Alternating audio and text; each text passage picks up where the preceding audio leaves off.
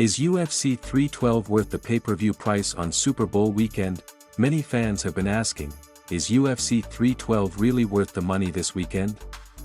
The lineup hasn't exactly wowed everyone, and some are questioning if this pay-per-view is worth the cost. This Saturday's event from Sydney, Australia, may not have the most exciting fights on paper, but does Dricus du Plessis feel like the true middleweight king? Some fans are still waiting for a champion with that elite, unbeatable aura. Also, what will it take for the UFC to finally address fighters making offensive comments during their downtime? Dricus du Plessis has done what many thought Sean Strickland couldn't: he's defended his title. He hasn't lost in the UFC and has finished 4 of his last 5 opponents. Even if some think he doesn't look impressive in the cage, he's beaten and finished fighters like Robert Whittaker and Israel Adesanya. Are we really going to say his 8 consecutive wins, plus a title defense, are all due to luck? Yes, we'd all love to see him face new challenges, but he can only fight the opponents in front of him.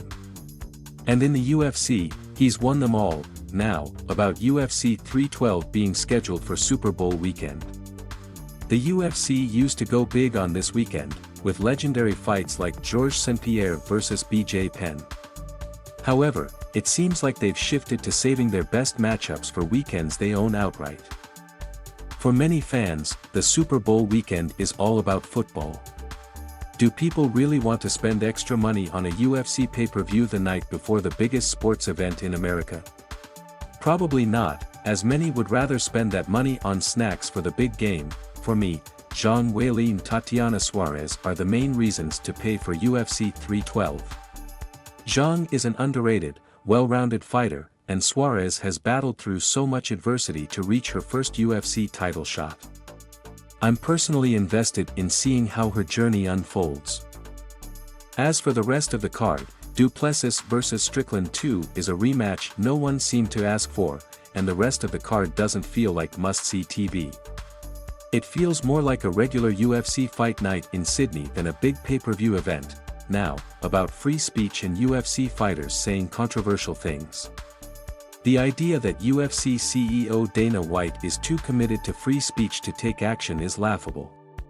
The UFC has punished fighters in the past for saying the wrong things, and it's even blacklisted journalists for reporting facts the UFC didn't like. It has banned certain national flags from fights and edited out political comments from post-fight interviews. The truth is, the UFC won't take action unless something threatens its bottom line. If sponsors or broadcast partners raise concerns, the UFC might respond. But otherwise, it's all about protecting the brand and the money. When it comes to the heavyweight division, it's clear UFC has focused more on the brand than on building star fighters. The fighters are often interchangeable. Look at how the UFC fumbled its relationship with Francis Ngannou, the last true heavyweight star, and badmouthed him all the way out the door. In the end, UFC is still making money because of its brand, not just because of individual fighters. Even if the heavyweight division lacks depth, the machine keeps rolling. And with lighter weight classes, UFC isn't running out of talent anytime soon. Thanks for watching. Please subscribe for more updates.